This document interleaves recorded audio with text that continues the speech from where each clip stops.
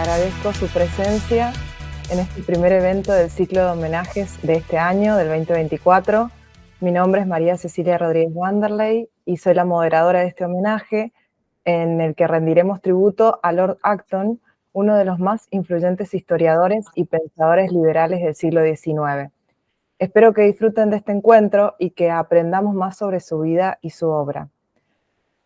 La Fundación de Club de la Libertad es una organización dedicada a difundir y promover los valores del liberalismo. En este caso, a través de la realización de homenajes a personalidades o hechos históricos que han contribuido al desarrollo de esta corriente de pensamiento. Desde el año 2015, la Fundación ha organizado más de 200 homenajes con una frecuencia de alrededor de 50 por año. La Fundación cuenta con el apoyo y la colaboración de otras entidades, como la Fundación Cívico-Republicana, la Cátedra Alberdi, la Fundación Bases, Liberar y la Asociación Civil Río Paraná, que comparten su visión y su misión de difundir el pensamiento liberal en la sociedad. Haré una breve presentación, un contexto del evento.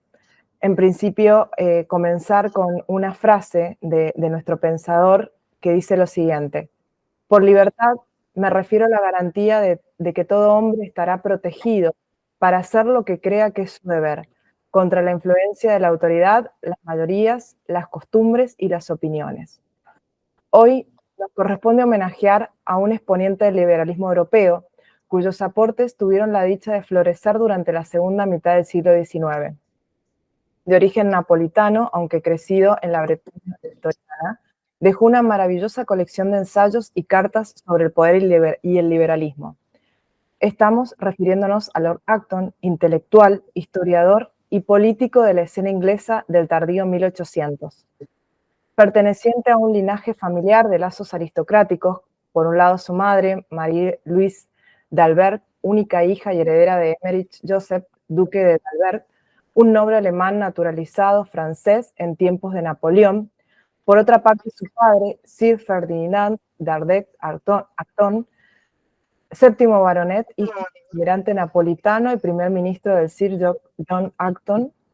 Partiendo de ese núcleo familiar, Lord Acton desarrolló su trayectoria académica en Oxford College bajo el futuro cardenal Nicolás Wiseman hasta 1848. Luego estudió en privado en Edimburgo.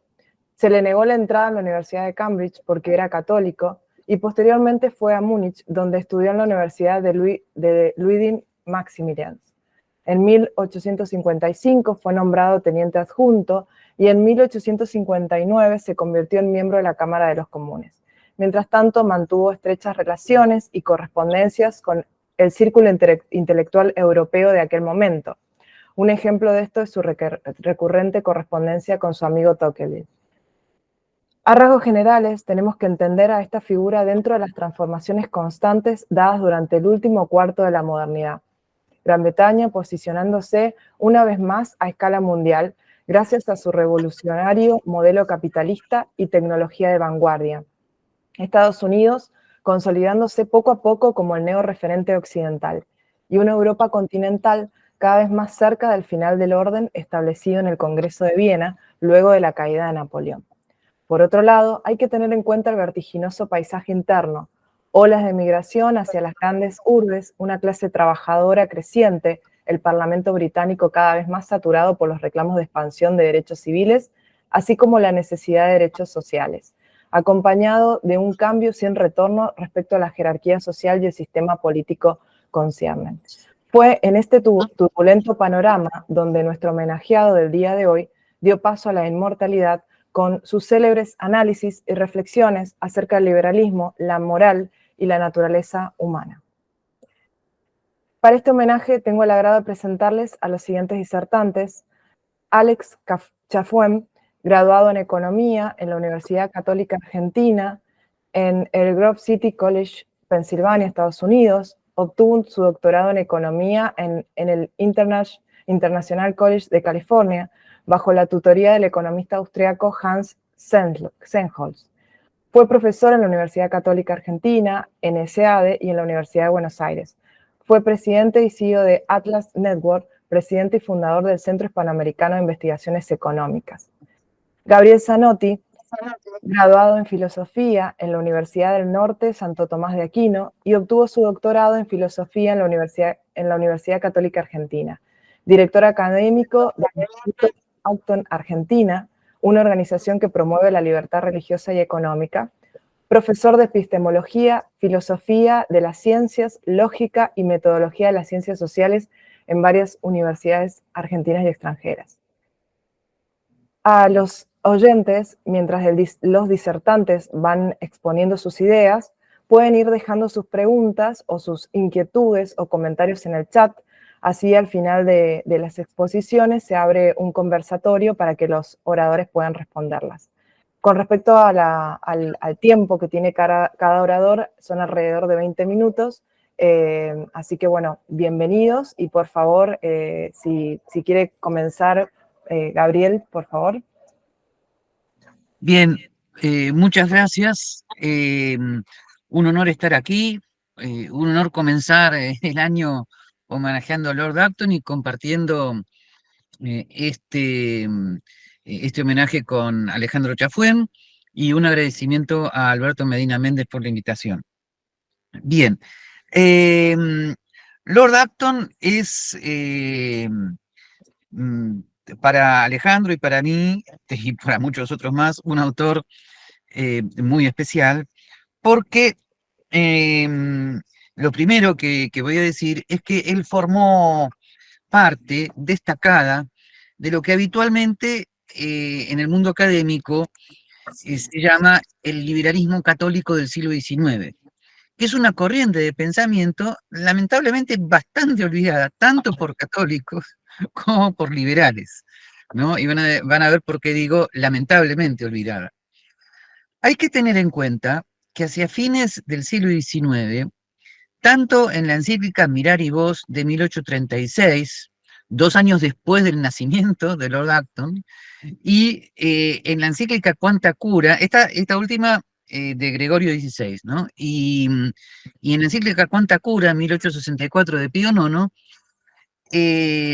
ambos papas, por influencia de los episodios europeos y sobre todo por los imperios napoleónicos y por el iluminismo racionalista de la Revolución Francesa, ambos pontífices habían condenado a la modernidad en bloque, sin dejar bastantes opciones, o casi ninguna opción, de diálogo con la modernidad, y en esa condena en bloque aparecía el término liberalismo como sinónimo de este iluminismo napoleónico, contradictorio con la Iglesia.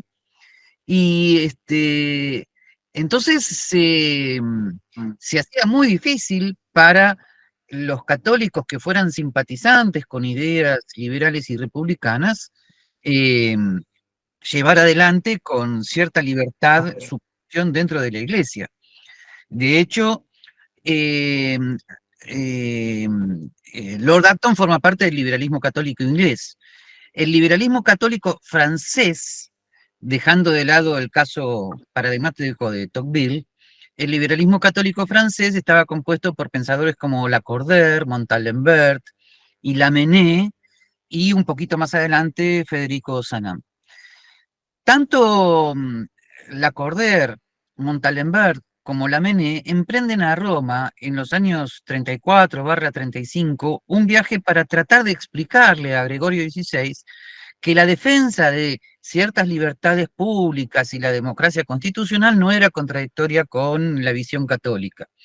Todos estos eran autores, igual que Lord Acton, que estaban muy atentos a lo que estaba sucediendo en Estados Unidos, cosa que para los pontífices de entonces no estaba dentro de su horizonte. Lamentablemente, Gregorio XVI responde con la encíclica Mirar y Vos, donde condena a la modernidad y el liberalismo.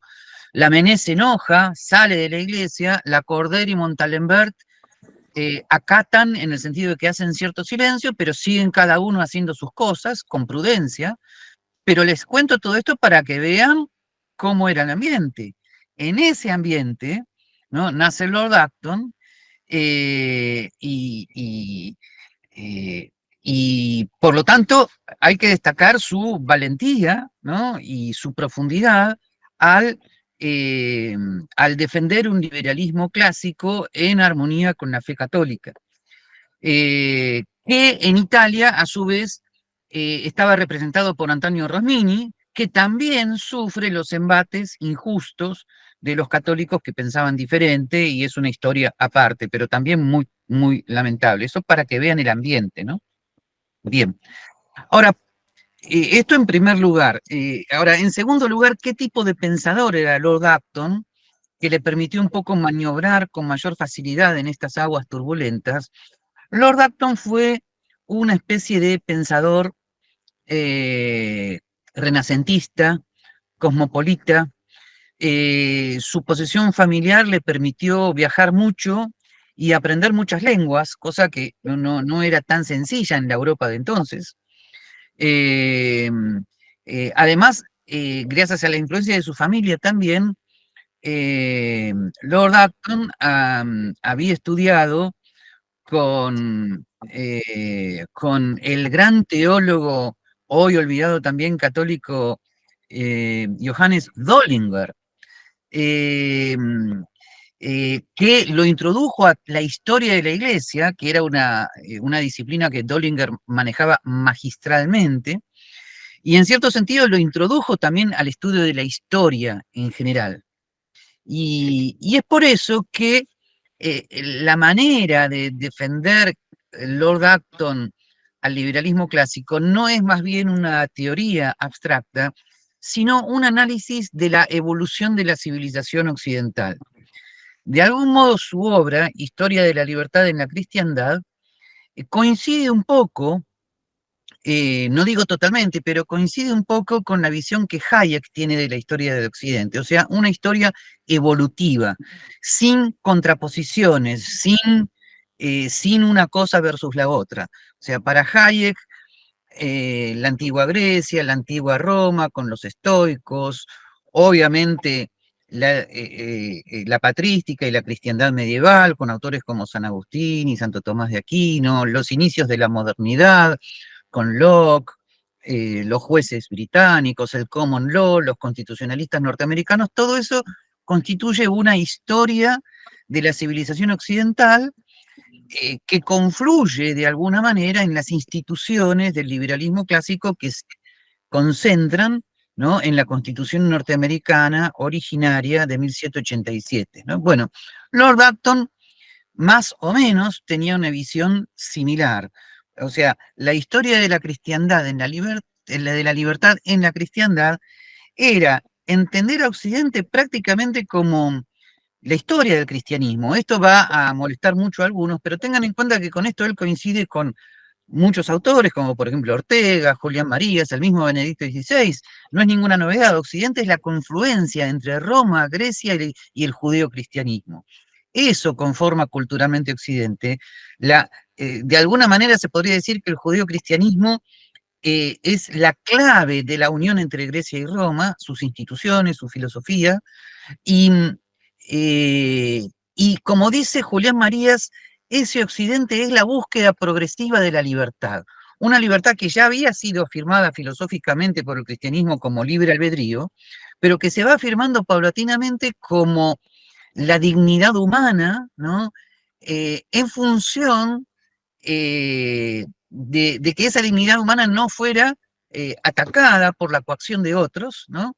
O sea, de alguna manera la idea del límite al poder, del limited government, es un resultado del judeocristianismo. Benedicto XVI dijo lo mismo en sus discursos al Parlamento británico en el 2010 y al Parlamento alemán en el 2011, ¿no? Entonces, esta es la visión que tiene Lord Acton de la historia, pero claro, decirlo ahora eh, no parece ninguna novedad, puede llegar a enojar a algunos católicos de izquierda o puede llegar a enojar a algunos objetivistas así muy, este, muy fanáticos, y que por suerte los hay muy académicos y muy dialogantes, pero, eh, pero decirlo en ese entonces, decirlo a fines del siglo XIX, era prácticamente jugarse la cabeza, te podían excomulgar, ¿no? Y además, lo tercero que voy a decir No quiero ocupar mucho tiempo para que haya preguntas y para que pueda exponer Alejandro. Lo tercero que voy a decir es que Lord Acton se juega la cabeza también con un tema hoy también relativamente olvidado, pero van a ver en qué sentido renacido, ¿no? Que es el tema de la declaración de la infalibilidad pontificia que Pío IX impulsa en el Concilio Vaticano I, que finalmente sale aprobada. Por influencia de Dollinger, Lord Acton se opone, pero no porque Lord Acton pensara que el pontífice, en conjunción con un concilio ecuménico, no pudiera declarar un dogma, como había sido en los concilios dogmáticos tradicionales. No era eso lo que estaba en discusión. Lo que estaba en discusión para Lord Acton era el abuso de poder pontificio que se podía llegar a producir, ¿no?, por la declaración de la infalibilidad, porque iba a ser interpretada de mala manera, o sea, iba a ser interpretada como un poder absoluto del pontífice en materia de dogma y moral sin ningún límite. Por suerte, los pontífices no hicieron abuso de este poder, solamente fue utilizado 2 veces para la definición de dogmas mariológicos. La declaración de infalibilidad dice solamente ex cátedra en materia de fe y costumbres, es una declaración restrictiva, pero, sin embargo, Lord Acton tenía temor de que tanto pontífices como católicos incurrieran en una especie de papolatría, contrario al catolicismo, donde siempre obispos y pontífices de alguna manera y padres de la iglesia y pensadores habían trabajado juntos en la definición de dogmas. Bueno, yo creo que el temor de Lord Acton se cumplió. Yo creo que frente a los últimos acontecimientos eclesiales, estamos viendo lo que es el abuso del poder pontificio. Lord Acton en ese momento se jugó la cabeza, estuvo a punto de ser excomulgado, un obispo cercano a su diócesis tenía ganas de hacerlo, pero por suerte ahí quedó el asunto. Él además acató la declaración, este, no formó parte de los católicos disidentes posteriores a la declaración de infalibilidad, pero yo creo que los temores de Lord Acton se han cumplido y esto explica mucho de lo que está pasando en la iglesia hoy, ¿no? Eh, Así que bien, yo creo que eh, por estos motivos Lord Acton es un ejemplo para hoy, porque nuevamente hoy, bueno, hace mucho tiempo, Alejandro y yo estamos en esto hace mucho tiempo, toda nuestra vida, no es muy larga, pero este, eh, hoy los católicos otra vez estamos diciendo que el liberalismo clásico, la defensa de la libertad individual y la economía de mercado no es contraria a la doctrina social de la Iglesia. Bueno, tenemos en Lord Acton un ejemplo, ¿no?, de sabiduría, de lucidez intelectual y de valentía para llevar a cabo de vuelta este proyecto, cuyas circunstancias parecen repetirse, ¿no? Frente a católicos que tienen una tendencia a suponer que el reino de Dios es el reino de Dios en la tierra y derivan en una filosofía política autoritaria, muchos católicos estamos diciendo la obviedad, perdonen que lo diga así, de que el reino de Dios no es de este mundo y que en este mundo hay libertades individuales para todos, católicos y no católicos, que deben ser defendidas siempre y no solo cuando conviene, por católicos y no católicos. Y Lord Acton es un magnífico ejemplo al respecto. Bueno, yo creo que es prudente terminar acá, dejarlo hablar a Alejandro y conversar. Muy bien. Gracias, María Cecilia. No, por favor, Alejandro, muchas gracias. Bueno, y un placer estar con ustedes nuevamente y sobre todo una oportunidad de seguir estudiando a Acton, ¿no? Acton era... Tengo un eco, no sé si ustedes tienen eco. No, no tanto. Ok, no, casi no. Entonces digo, solo me molesta a mí. Ahora desapareció.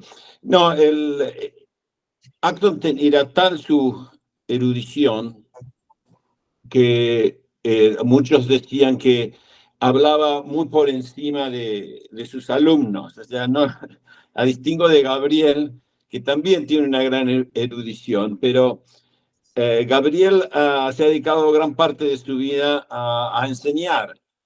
Entonces, muchos de los conceptos que a veces son difíciles de la filosofía que nos enseña tanto bien Gabriel, Gabriel los ha llevado a un plano que son entendibles para todos los alumnos.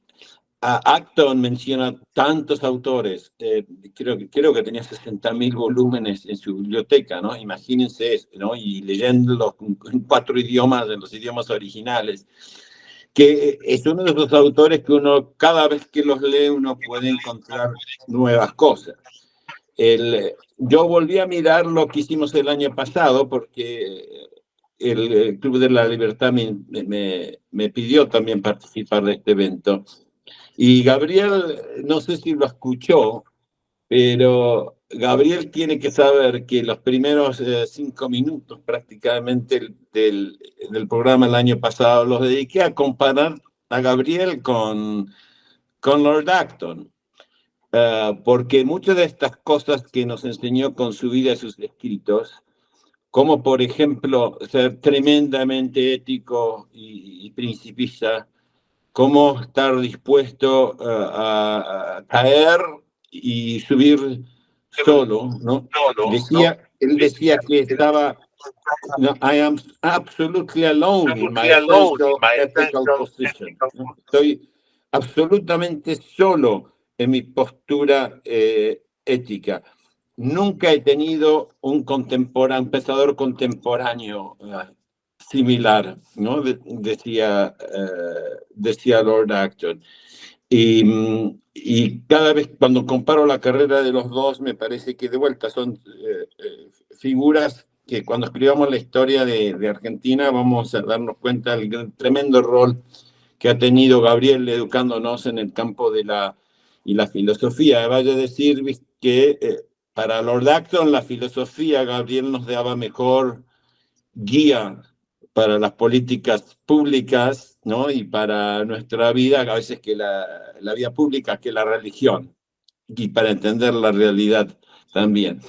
El otro tema también lo abordó Gabriel y sigue teniendo mucha importancia, sobre todo en estos países donde nuevamente se está hablando de liberalismo, y donde las batallas entre los liberales no es tanto entre el liberalismo rusoniano y el liberalismo anglosajón, sino de una corriente liberal que es preponderantemente económica. Gente que es liberal en economía, pero que en todos los demás temas no tiene el ancla de una visión de la persona humana que era la que compartía Acton, que la compartía Tocqueville, que la que tenía Bastiat. Nosotros en el Instituto Acton en Estados Unidos elegimos el nombre de Lord Acton para guía de nuestro trabajo, para resaltar más que nada que la labor del empresario, del productor en el sector económico, es esencial para la vida de un país y también es totalmente consistente de una vida religiosa y de principios religiosos. Para Acton, el ser humano, él dice, la persona individual creada a imagen y semejanza de Dios, y compartiendo, ¿no?, la santidad, dice, es la única que tiene derechos morales y políticos. Él criticó a casi todos los colectivismos, criticó al nacionalismo, pero realmente no es difícil encontrar a alguien que Acton no haya criticado. Pero él pensaba que un verdadero liberal tenía que tener algo de conservador. Criticaba fuertemente a aquellos que utilizaban códigos viejos y patrones viejos, decía, letra muerta, para tratar de aplicarlos a la política contemporánea y la política contemporánea de hoy. Prefería que se vayan cambiando las instituciones casi en forma gradual, adecuándolos a la realidad histórica. Y esto, leyendo esto, también la trato de aplicar un poco a la realidad que existe hoy ¿no? en Argentina. Pero volviendo a este otro tema, hay toda una corriente hoy que prácticamente está diciendo que gente como Gabriel Zanotti o yo o otros que tenemos la fe cristiana, es como estamos metiendo como el cristianismo en el liberalismo y que es algo totalmente ajeno a la corriente de libertad que a ellos les apasiona.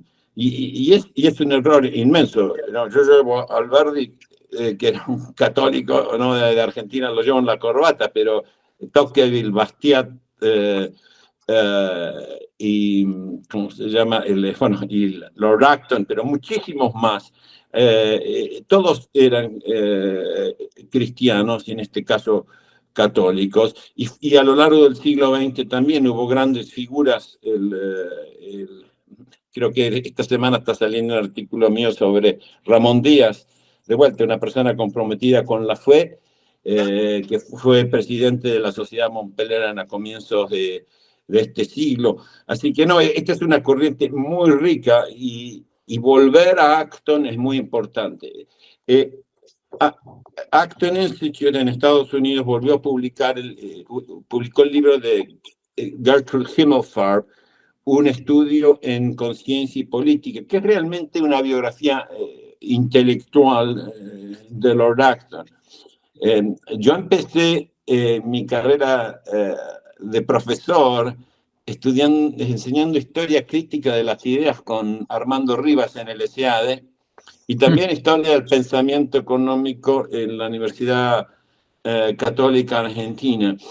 Y es un libro realmente estupendo, escrito en 1952, y se me pasó por alto que en los agradecimientos de este libro, de vuelta, la primera versión en 1952, le agradece a Hayek y por todas sus ideas y colaboración, y que Hayek le dijo que estaba creando una asociación internacional, Acton, para promover la moralidad y la libertad.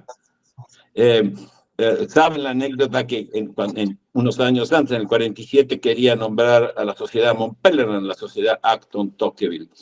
Pero a los que están escuchando, no les recomiendo, vean un poco el debate del año pasado porque está en YouTube.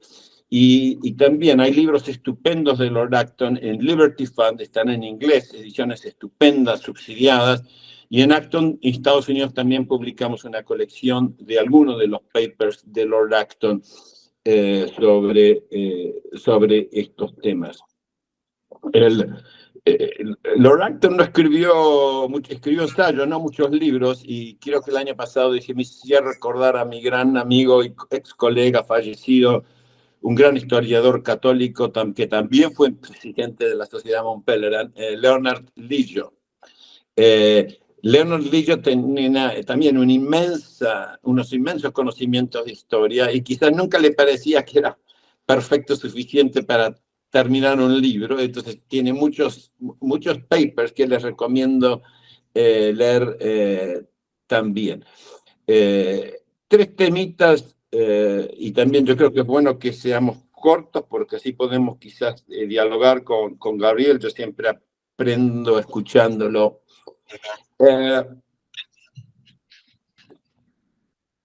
Lord Acton enfatizaba que muchas grandes revoluciones y muchos grandes hechos en el mundo generalmente son hechos por gente, la palabra que él usaba es evil men, ¿no?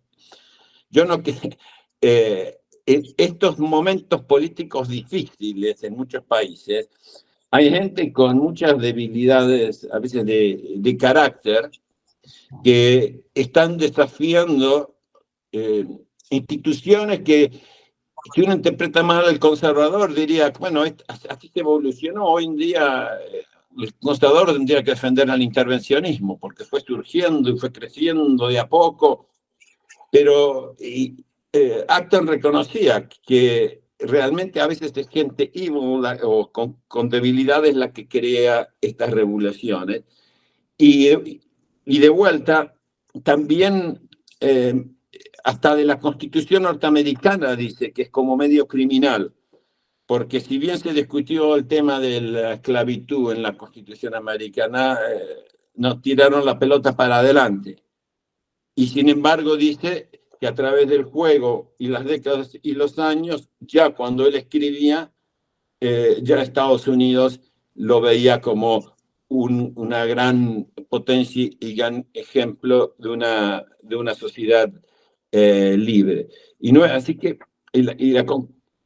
lo que también nos lleva, yo creo, leyéndolo a Lord Acton, a ser mucho más cuidadosos con el análisis. De vuelta, yo trabajo mucho en políticas públicas, conozco muchos actores, ahora por providencia conozco a muchos de los actores que están tratando de reformar a Argentina, y uno ve los dos tipos que describe Acton, ¿no? El revolucionario que quiere cambiar todo, y los otros que dicen, no, hay que ir de a poquito y demás. Y después ustedes, uno saben de las falencias, ¿no? Exabruptos del que es ahora presidente y quizás mucho más moderado que antes, pero asimismo de otras personas que están en la actividad pública. Y nuevamente, si ustedes leen la obra de Lord Acton, no se salva nadie. A los liberales también, él les pedía que seamos un poquito más, esto sobre todo para Gladstone, que era el que representaba el lado más liberal, más simpatía y empatía con los pobres y un enfoque más espiritual y más digno de la política económica. Acton, hoy en día, un liberal radical, diría que fue muy tibio al tocar a Marx, pero nuevamente él había estudiado más a Engels, le parecía que Engels era un escritor más profundo, pero él reconocía que le habían prestado más atención a cosas muy feas que estaban pasando en el sistema fabril durante la revolución industrial. A veces nosotros miramos que estos son costos a veces inevitables del crecimiento, pero este es otro tema que rara vez se lo pone a Acton ¿no? En este mundo, ¿no? De autores respetuosos, porque nuevamente se lo conoce como fuerte crítico. ¿No? Para él, un verdadero liberal tenía que tener algo de conservador. Y me recuerda un poco, acá estoy en España, ¿no? Al profesor Contreras, que tiene un libro justamente hablando hacia un orden conservador liberal, o en Estados Unidos nuestro ex colega en Acton, Sam Gregg. Así que es un autor que yo creo que nos puede servir para unir las diversas corrientes que existen hoy, que tratan de defender la idea liberal. No porque alguien tenga errores de carácter o que tenga ciertos errores de postura, o no porque tal documento guía tenga errores, hay que tirarlo por la borda. Así que esta es otra lección que yo estoy sacando de Lord Acton, ¿no? Ser cuidadosos con nuestro análisis, ser parejos en nuestra crítica, ¿no? Y saber que rara vez las cosas cambian en forma muy radical en tema de políticas. Sobre el tema de estar solos en la batalla,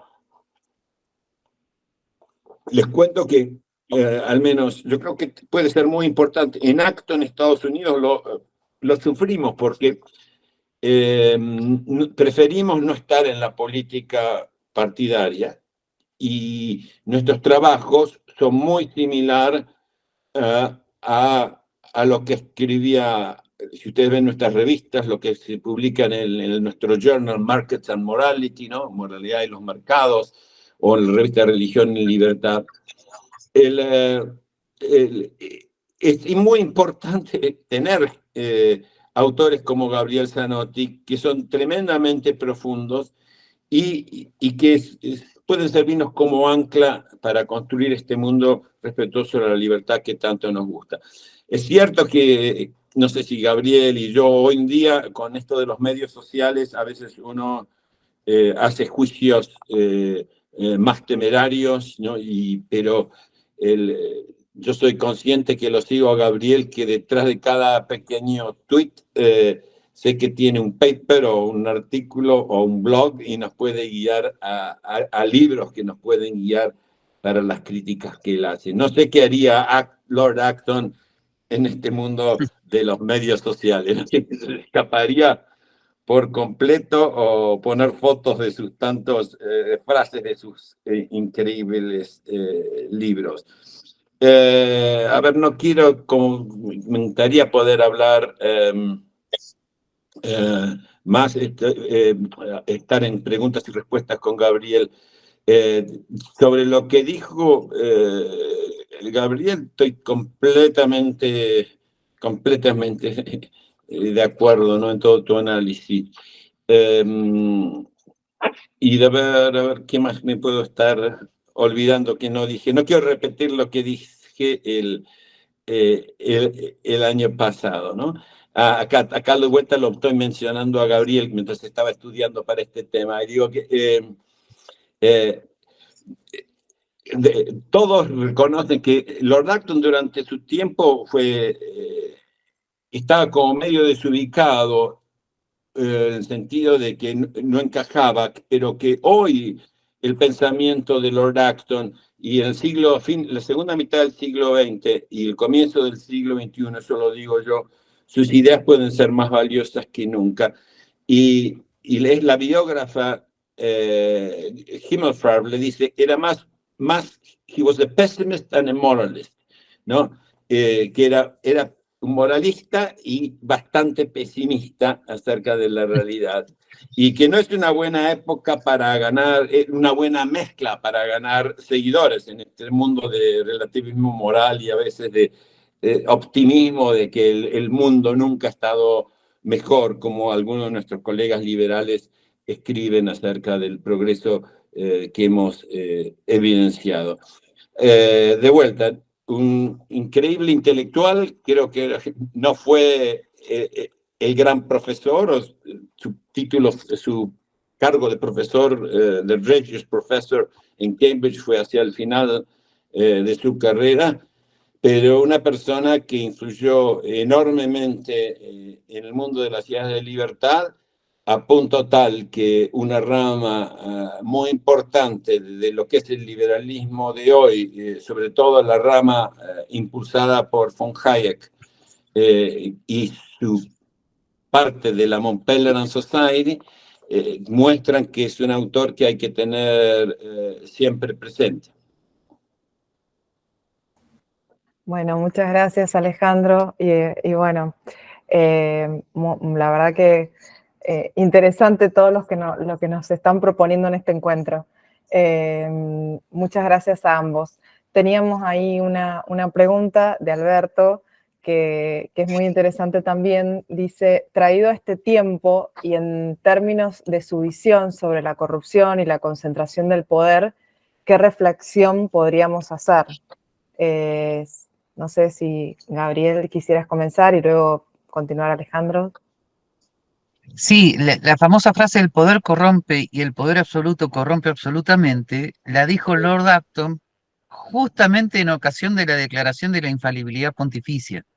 Él tenía temor al abuso de poder del pontífice, nada más ni nada menos. Pero obviamente es una frase que se aplica a todo el liberalismo clásico.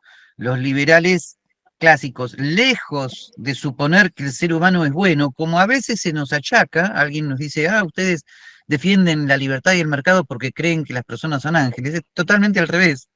¿No? Defendemos el mercado porque sabemos que los seres humanos en general son seres humanos normales que se mueven por incentivos normales y defendemos la limitación del poder porque sabemos que, como bien dice el federalista, si los hombres fueran ángeles no necesitaríamos gobierno, que era la cita que siempre hacía Armando Rivas, que tal vez Alejandro era cristiano sin saberlo, ¿no? Bien, entonces, así que es una frase fundamental. Aplicaciones para hoy, bueno, para la situación de la iglesia y después para... es una advertencia permanente, eh, tal vez lo más original es que cuidado con los liberales cuando llegamos al poder. La frase no se aplica solamente a los no liberales, a nosotros también. Una vez le preguntaron a von Mises, ¿cuál es la primera medida que usted toma si se le dan plenos poderes? Y von Mises dijo, renunciaría absolutamente, renunciaría inmediatamente. Creo que viene bien recordar. Bien, gracias, Gabriel. Alejandro. Alejandro. Sí. Bueno, primero, a ver, desde el punto de vista antropológico, él tiene una visión, voy a usar una palabra difícil, bueno, rosminiana, ¿no? Ustedes no saben, hay uno de los libros Rosmini, son como 550 páginas, es la antropología como fundamento de las ciencias sociales, y en su cuadro, donde describe lo que somos nosotros las personas humanas, hay como 50 aspectos, no se pierde ninguno, desde la parte química o biológica a la parte espiritual, a la parte racional. Y para este tema exclusivo de la corrupción, yo creo que él hubiese hecho lo mismo, por más que era economista, que estudiaba y leía a los economistas, su enfoque hubiese sido menos economicista que el mío y hubiese prestado la atención a lo que es el pecado, a lo que es, ¿no? la codicia y cómo interactúa eso con las leyes. Digo esto porque yo creo que fue el primero que empezó a correlacionar los índices de libertad económica y los índices de transparencia, porque eso no existían esos índices, ¿no? Entonces, cuando se empiezan a estudiar esos temas a fines de los 1980, yo empecé a correlacionar y demuestra más o menos nuestra posición, que el respeto a la propiedad privada, el libre mercado, lleva a menos corrupción. Pero yo creo que quizás no hubiese entrado al tema periodístico, pero hubiese sido tremendamente duro y transparente, sin importar el poder de los corruptos, y de decir, esto está sucediendo. Y pese a que está sucediendo, no podemos escapar y tirar todos por la borda. Voy a hacer algo medio temerario y no quiero ser muy específico quizás. En el discurso magnífico teórico general, que de vuelta Acton diría, bueno, muy buen discurso, pero hay que llevarlo, ¿cómo se lleva a la práctica? El presidente Milley no tocó el tema de corrupción o capitalismo crony y demás. Y yo creo que eso no lo hubiese hecho Acton. En una de sus críticas a los liberales, el Partido Liberal en Inglaterra se llamaba Whig, W-H-I-G, ¿no? Y ya los criticaba en un tiempo porque dice, se empezaron a estar asociados con los grandes intereses de la sociedad inglesa, con los comerciantes, con los bancos, con los líderes de la City, y con elementos que estaban más preocupados al interés privado y no a los intereses nacionales. Pero de vuelta, pero igual, con quien trabaja y se siente más cómodo Lord Acton como Edmund Burke o o von Hayek es con este grupo, ¿no?, de los ingleses. Así que creo que mi respuesta es clara. Creo que Lord Acton tenía un coraje tremendo, como dijo Gabriel, era mucho más el coraje que necesitaba en ese momento. Aunque admiro el coraje de Gabriel, cada uno de nosotros por trabajo profesional, ¿no? Yo trabajo, a veces tengo que trabajar también con obispos, como trabaja Gabriel, a veces somos menos críticos de lo que deberíamos ser, y creo que Lord Acton hubiese sido, no solo no escondería estos problemas, sino que los trataría con una altura inmensa, pero realista, diciendo, bueno, ¿cómo avanzamos a mejorar las instituciones para que esto no pase? Pero no soñando si decimos, bueno, achicamos el Estado y se va a acabar la corrupción. No, los países escandinavos son los que más gasto de Estado tienen en el mundo en relación al Producto Bruto y tienen poquísima corrupción. Así que hay todos problemas culturales, antropológicos, que vienen de mucho tiempo, que uno no los puede esconder cuando estudia la corrupción y el capitalismo crónico. Muchas gracias, Alejandro. Jorge levantó la mano, vamos a brindarle la posibilidad. No sé si querías mencionar algo. Tenés el micrófono silenciado. Ahí va, hola. Bueno, un placer escucharlos a los dos, a Alejandro y a Gabriel, que sé que han trabajado con mi padre. Yo soy hijo de Armando Rivas, no sé si lo saben ahí, Alejandro y Gabriel. Un placer escucharlos y escuchar hablar de Lord Acton, que lo escuché a mi padre citar, pero básicamente siempre la frase famosa esa del poder corrompe y corrompe, pero el poder absoluto corrompe absolutamente, pero no sabía mucho de Lord Acton, así que muy feliz de saber y interiorizarme un poquito más del tema. Pero básicamente, bueno, me impulsó a levantar las manos lo que comentó Gabriel, de que dijo que por ahí el viejo era un cristiano sin saberlo. Básicamente me causó un poco de gracia, porque lo que sí es verdad es que él citaba mucho a los evangelios para sentar las bases del liberalismo, ¿no? O sea, con las citas clásicas que él hacía, como que el justo peca 7 veces, el que esté libre de pecado que tire la primera piedra, y la verdad que hacía mucho hincapié en que los valores del liberalismo nacen del cristianismo, sin él ser cristiano, ni católico, ni creyente, y siendo al mismo tiempo una persona muy crítica, como bien saben, Alejandro, supongo, de todo lo que es el accionar de la Iglesia y de muchos de los papas, por más que siempre rescató al Papa, creo que era Pío XII, que sacó esa ¿Perdón? No, León XIII. ¿Sí? León XIII. Era un novaro. Siempre la mencionan.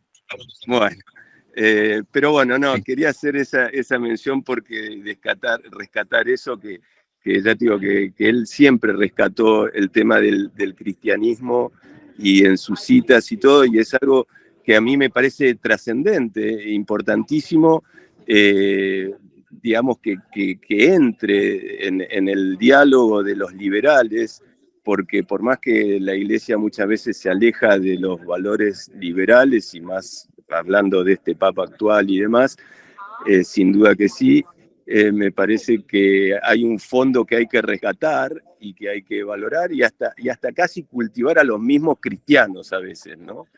Católicos, digamos, algunos, por lo menos a muchos de ellos. Eso nada más. Un abrazo grande.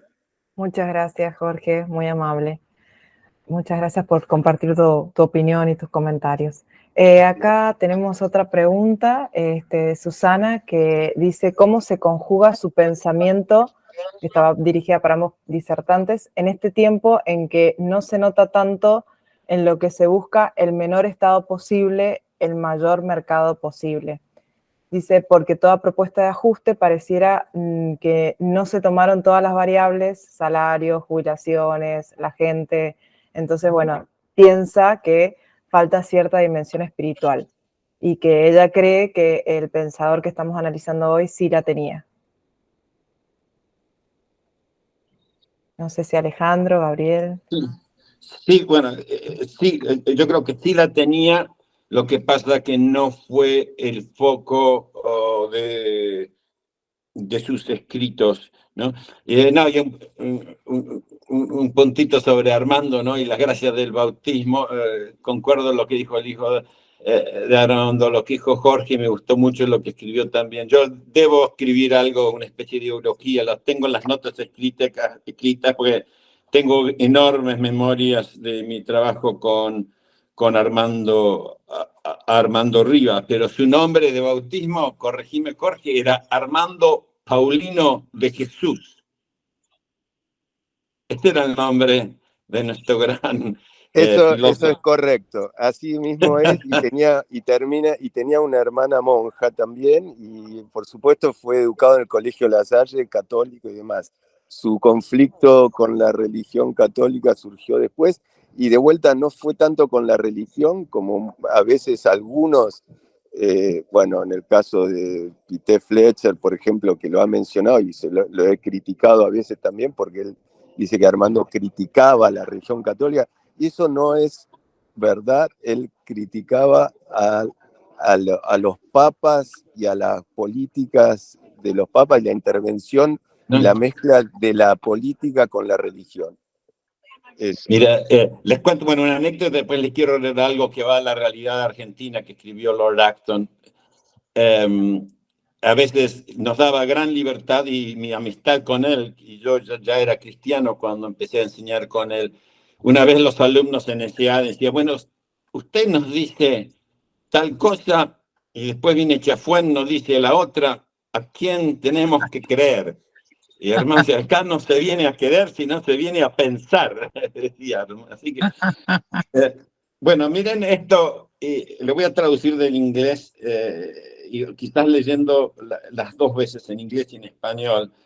Y es como le dice Lord Acton que el descontento popular y una agenda filosófica no alcanza para poder cambiar a un país. Dice, something more than discontent and speculative ingenuity is needed in order to invest the political idea with power over the masses of mankind. Quiere decir que dice, algo más que descontento y ingenuidad especulativa es necesaria para transformar una idea política en algo atractivo para las masas. Y dice, the scheme of a philosopher can command the practical allegiance of fanatics only. ¿No? El esquema de los filósofos puede tener el apoyo y el apoyo práctico de fanáticos solamente, no de las naciones, ¿no? Y por más que la opresión